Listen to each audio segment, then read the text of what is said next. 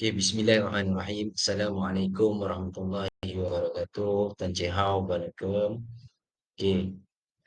Yang saya hormati Madam Salmawati binti Muhammadiyah selaku pensyarah EDUP 2132 iaitu Profesionalisme Keguruan. Okay. Nama saya Zainal Syazal bin Zainal Abidin, PDPP Amlian Oktober 2022, kumpulan DS 2.5.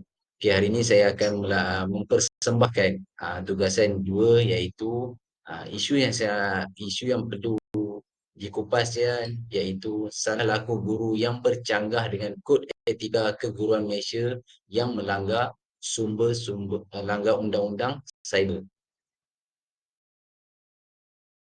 Okey, isu yang saya pilih adalah isu guru melakukan pekerjaan luar, di mana seperti kita tahu profesyen guruan ini adalah satu profesyen yang mulia, dihormati dan disanjungi.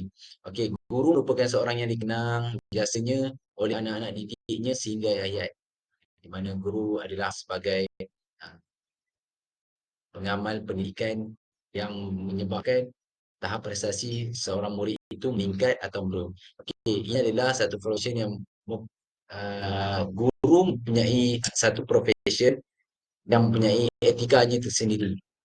Um, di mana guru adalah diibaratkan sebagai pakar rujuk dalam setiap bidang dan menjadi orang yang dihormati serta disegani oleh masyarakat. Okey, walau bagaimanapun profesional keguruan ini menjadi terjadinya beberapa isu yang berkaitan seperti seperti salah satunya isu yang saya kupaskan pada hari ini, iaitu isu guru melakukan pekerjaan luar. Contohnya guru melakukan bekerja sebagai guru tuition, sama ada dalam sesi persekolahan atau selepas sesi persekolahan. Yang keduanya adalah guru melakukan pekerjaan luar, di mana guru berniaga secara online, sama ada di media sosial seperti TikTok, Facebook, Instagram dan sebagainya, untuk meraih pendapatan secara berlebihan. Okey, tidak asing lagi lah dengan era globalisasi yang maju kini, guru profesyen guru ini melakukan um, 2 atau 3 pekerjaan bagi meraih pendapatan secara berlebihan, di mana ekonomi yang kian tidak stabil menyebabkan perkara ini berlaku. Um, Demi untuk menambah sumber pendapatan. Lebih lagi guru yang berada di bandar disebabkan taraf kehidupan yang di bandar agak sedikit tinggi, so menyebabkan komitmen profesyen guru ini uh, perlu menjana pendapatan lebih demi untuk kelangsungan hidup. Okey. So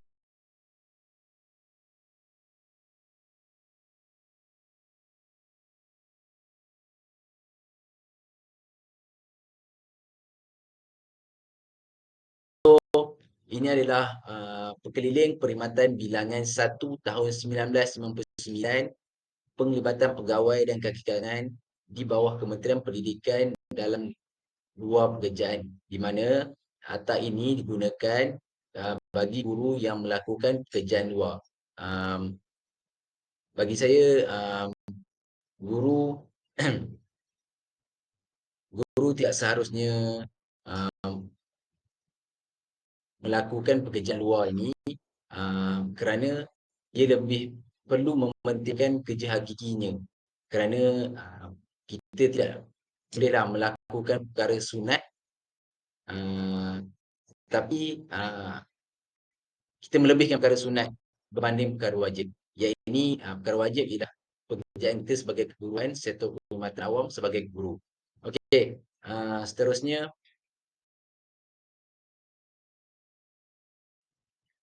okey, implikasi pekerjaan luar yang dilakukan oleh guru terhadap murid.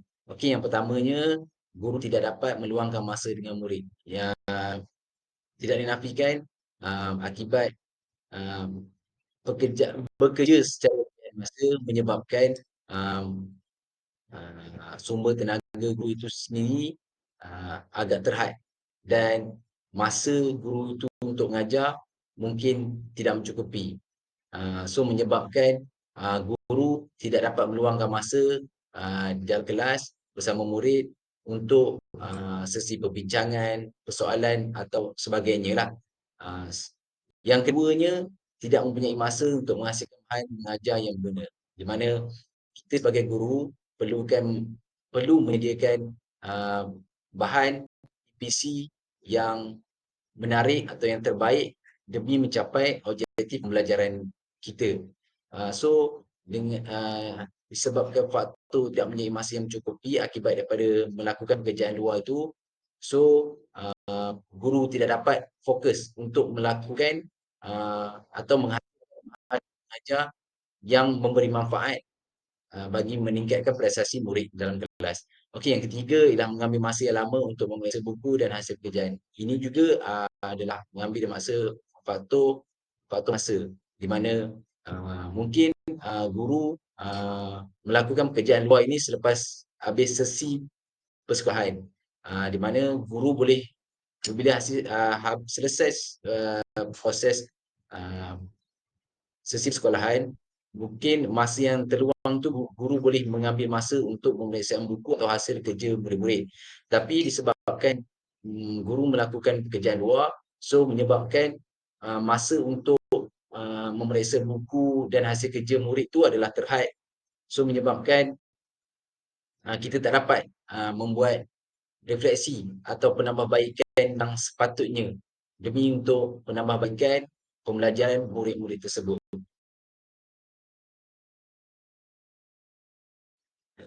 Okey, yang seterusnya kesan kepada murid adalah guru tidak dapat memikirkan teknik dan strategi PDP yang baru dan mengajar kaedah yang lamalah maksudnya. Um, di mana, sebelum kita sebagai guru sebelum masuk ke kelas, sebelum bermulanya, proses PDPP, guru perlu merangka, uh, teknik atau si pengajaran dan pembelajaran semasa dalam kelas.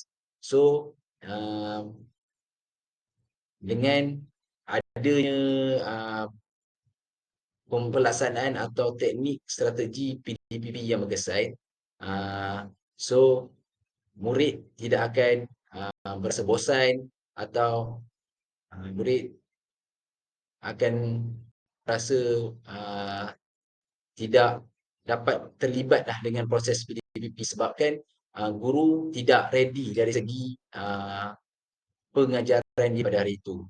Okey, yang terakhir adalah guru tidak fokus semasa sesi PDPP, di mana, mungkin atas faktor, penat atau, faktor guru stres dengan pekerjaan luar, so menyebabkan guru tidak fokus semasa, sesi PDP, di mana, mungkin disebabkan, uh, uh, tidak cukup masa untuk berehat. So apabila untuk keesokan harinya untuk melakukan PDPP, so guru tidak bertenaga untuk mengajar, so akan menyebabkan, proses PDPP tidak berjalan dengan lancar dan sempurna. So akan menyebabkan murid-murid menjadi, tidak bersemangat untuk melakukan aktiviti atau sesi pengajaran pada hari itu. So guru, perlulah, cakna, dengan isu-isu ini supaya dia tidak memberi kesan yang negatif kepada murid-murid kita, sebab kita sebagai guru, first kita perlu memastikan murid itu, meningkat prestasinya dari segi, prestasi dan daripada segi teknik pembelajaran dia. Okey. So seterusnya so seterusnya,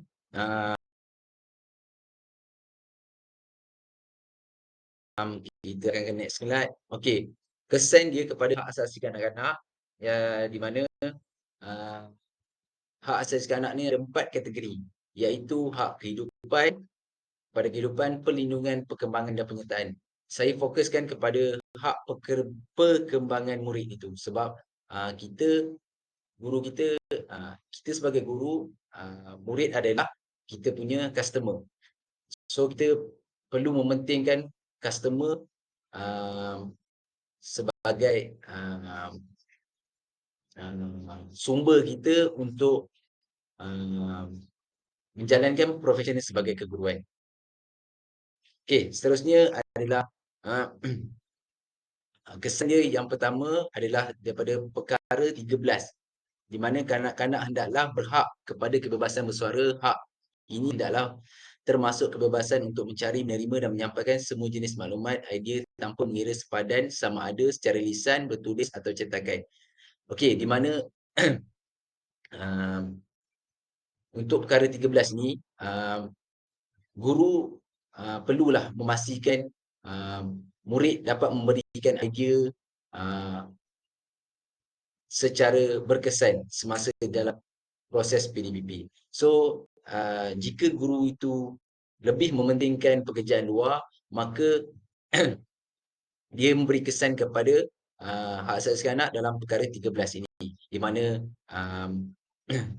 murid tidak dapat menerima dan menyampaikan semua jenis maklumat dan idea. Okey, yang seterusnya, penggunaan hak ini boleh tertakluk kepada sekatan tertentu, tapi sekatan ini hendaklah hanya sebagaimana yang diperuntukkan oleh undang-undang dan adalah perlu untuk menghormati hak atau reputasi orang lain atau untuk melindungi keselamatan negara atau menteramkan awam atau kesihatan kaum mulian. Okey, maksudnya kita perlu memastikan reputasi kita sebagai keguruan berada dalam keadaan yang baik, dan prestasi murid tidak terus terkesanlah dengan pekerjaan kita, iaitu pekerjaan luar yang kita lakukan. Okey, seterusnya adalah perkara 14, negara-negara pihak hendaklah menghormati hak kanak-kanak kepada kebebasan berfikir, berhati nurani dan beragama. Negara-negara pihak hendaklah menghormati hak dan kewajipan ibu bapa jika berkenan penjaga di sisi undang untuk menunjukkan hal tuju kepada kanak-kanak ibu dalam menjalankan haknya mengikut cara selaras dengan keupayaan perkembangan kanak-kanak itu. Okey, dalam skop yang saya cerita tadi untuk perkembangan murid-murid, guru perlu memastikan semasa proses PDP, perlu memastikan perkembangan murid itu sentiasa berkembang dan tidak berada di tahap yang sama. So, guru perlulah cakna dengan perkara tersebut supaya tidak menyebabkan murid itu terus dibiarkan tanpa kita menilai dia dan memberi dia input-input yang penting untuk semasa proses pembelajaran. Okey, seterusnya perkara 19, negara-negara pihak dalam mengambil segala langkah perundangan pentadbiran sosial dan pendidikan yang sewajarnya untuk melindungi kanak-kanak daripada semua bentuk keganasan fizikal, mental, kejelasan atau penderaan, pengabaian atau pelakon cuai, penganiayaan atau eksploitasi termasuk penderaan seksual, jangan lupa. Okey. So kita sebagai guru perlulah memastikan pentadbiran atau sosial terhadap pendidikan murid-murid itu sentiasa terjaga, di mana guru perlu mengambil tahu bukan hanya dari segi pembelajaran, tapi kita tahu latar belakang murid tersebut, kita mengetahui dari segi latar belakang murid, perkembangan murid itu. So, di mana guru dan murid itu akan menjadi lebih rapat untuk merealisasikan anak yang tidak lagi cerdik, yang telah direalisasikan oleh Kementerian Pendidikan Malaysia yang baru-baru ini. Okey, seterusnya perkara yang ke-29, iaitu negara yang pihak bersetuju bahawa pendidikan kanak-kanak adalah tuju kepada perkembangan personaliti, bakat dan kebolehan mental fizikal kanak-kanak pada tahap potensi yang paling tinggi, perkembangan rasa hormat bagi hak asasi manusia dan kebebasan asasi bagi prinsip-prinsip yang termaktub. Okey.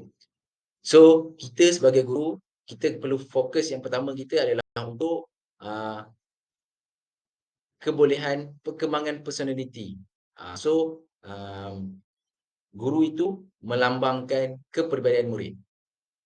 Kalau guru itu sendiri tidak dapat menjaga personaliti dia sebagai guru, so macam mana kita nak mengaplikasikan kepada murid?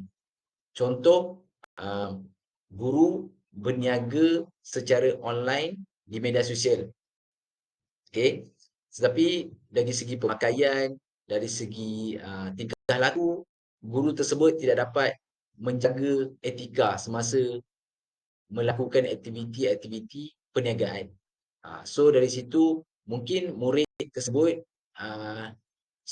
disebabkan pada era teknologi yang kian berkembang, murid-murid sekarang dapat mengakses apa perlakuan atau informasi-informasi terkini. Mungkin dia dapat melihat guru dia melakukan aktiviti perniagaan secara online, so akan menyebabkan tanggapan yang negatif lah kepada guru tersebut. Dari segi contoh, dari segi pemakaian dan tingkah laku. Itu guru perlu mengambil uh, perkara penting lah untuk menjaga kita sebagai personaliti kita sebagai guru. Okay. So, untuk mengatasi isu ini adalah yang pertama, pihak pentadbir atau pihak pewajib perlu mewujudkan satu sistem penilaian terhadap prestasi guru, di mana dengan adanya sistem penilaian prestasi guru ni, mungkin guru akan lebih fokuskan kepada etika keguruan berbanding dengan pekerjaan-pekerjaan lain, contohnya pekerjaan luar. Sebabkan mungkin dengan adanya sistem penilaian prestasi ini, murid, guru akan dinilai dari segi kepribadian atau personaliti. So dengan adanya tahap prestasi itu menentukan arah tuju guru tersebut sama ada berada di takut yang sama atau terus meningkat dari semasa ke semasa. Okey, yang seterusnya merangka satu garis panduan. Okey, di mana um, um,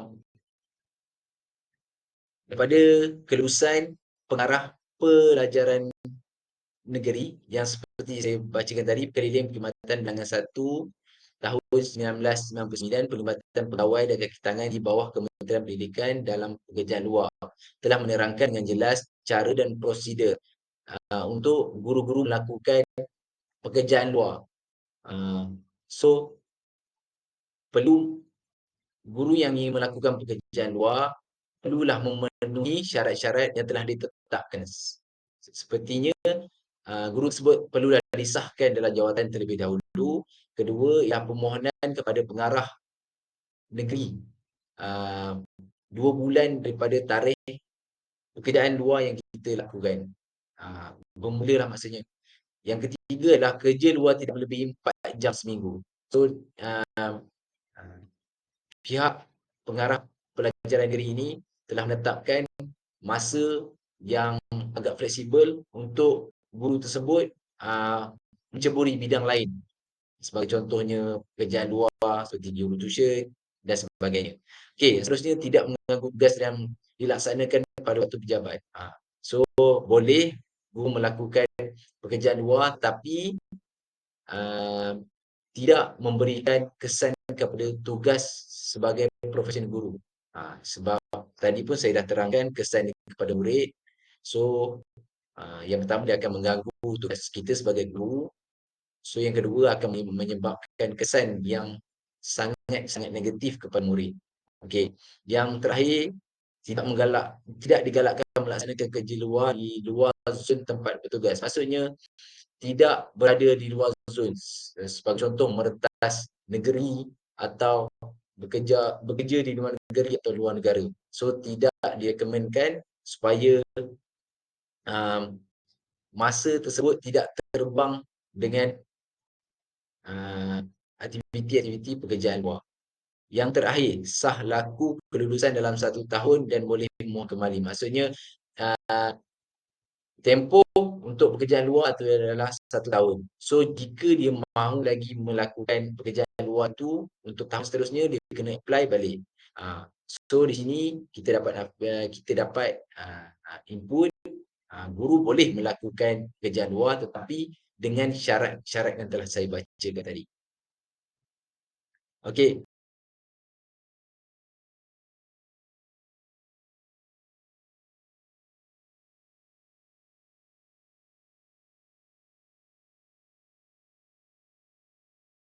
So ini adalah panduan kepada guru uh, yang boleh menjadi panduan kepada guru-guru untuk mengetahui apa etika kita sebagai guru. Yang pertama, etika kerja sebagai KPM. Kita kena tahu apa yang disarankan ke KPM kepada kita sebagai profesional guru. Yang kedua adalah kod etika profesional, di mana ia melibatkan 4 perkara, iaitu uh, pelaksanaan penglibatan disiplin, memelihara maruah prestasi dan menggalakkan berlakunya konflik. Okey. Yang seterusnya adalah surat perkeliling ikhtisas. Maksudnya jika kita dilantik sebagai guru, so kita ada surat perkeliling ikhtisas yang kita perlu patuhi. Okey, yang terakhir adalah prinsip etika kerja KPM. KPM telah menetapkan prinsip dan etika kerja yang perlu guru laksanakan. Okey, so kesimpulannya okey, dengan kita memahami prinsip accountability atau profesional keguruan ni, so guru tu dapat memahami tanggungjawab sebenar. Okey, guru perlulah menghayati accountability sebagai guru supaya ia dapat meningkatkan tahap profesionalisme keguruan. Ini kerana penghayatan tersebut membolehkan semua guru dapat menjalankan tanggungjawab tugas-tugasnya dengan penuh komited dan dedikasi. Accountability atau tanggungjawab seorang guru merangkumi accountability-nya terhadap sekolah, diri sendiri, murid-murid dan profesional keguruan akan dapat ditingkatkan sekiranya seorang guru itu benar-benar menjalankan tanggungjawabnya sebagai seorang pendidik dengan berkesan. Peningkatan dalam bidang tersebut melambangkan tinggi kualiti seorang guru yang juga akan meningkatkan taraf profesionalisme keguruan. Selain itu, guru juga dapat melaksanakan tugas itu dengan bersungguh-sungguh dan penuh dedikasi sekiranya guru tahu tanggungjawab terhadap kerjanya. Kesedaran terhadap accountability akan menjadikan seorang guru itu lebih bertanggungjawab terhadap tanggungjawab yang dilaksanakan. Oleh itu, accountability sebagai keguruan perlu dihayati oleh semua guru. Sekiranya seorang guru itu mengabaikan accountability terhadap tugas dan tanggungjawab, maka tanggungjawabnya tidak dapat dijalankan dengan baik, dengan amanah atau lebih lebih bahasa mudahnya adalah gagallah dalam melahirkan model insan yang dicita-citakan negara. Yang ini dari segi perkembangan murid itu sendiri. So, kita sebagai guru janganlah menjatuhkan martabat kita sebagai seorang guru kerana profesional guru ini adalah sangat dipandang mulia oleh masyarakat dan negara. So, kita perlulah membangga sebagai profesionalisme sebagai seorang guru.